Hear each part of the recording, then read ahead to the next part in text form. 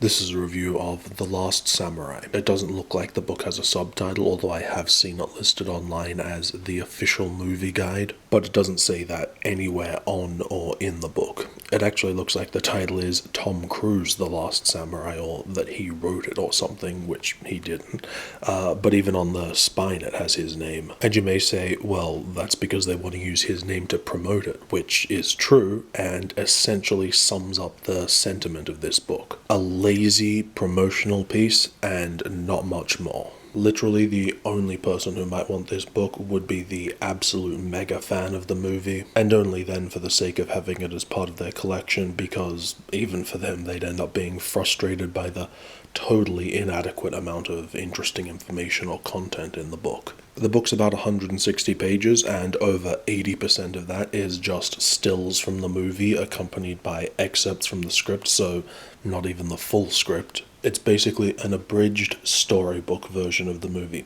Now, I say stills from the movie, but they're not actually frames taken directly from the film. They're actually photos taken by David James, the film's unit photographer. And on the one hand, I kind of appreciate that, because first of all, with only the exception of a few too many incredibly blurry action shots, the choice and presentation of images is really good. And the photos themselves are very, very beautiful, obviously because the film itself is so beautifully realized. And I do kind of appreciate the fact that the images presented are showing the scenes from a slightly different viewpoint. But I really do mean slightly. For the most part, these photos are almost indistinguishable to what you see on screen in the actual movie. In fact, the only reason I can tell the difference is because I sat down and watched the movie with the book just to be sure. Otherwise, I would have just assumed these images were taken directly from the film. And I do understand that in theory a book of stills like this does offer a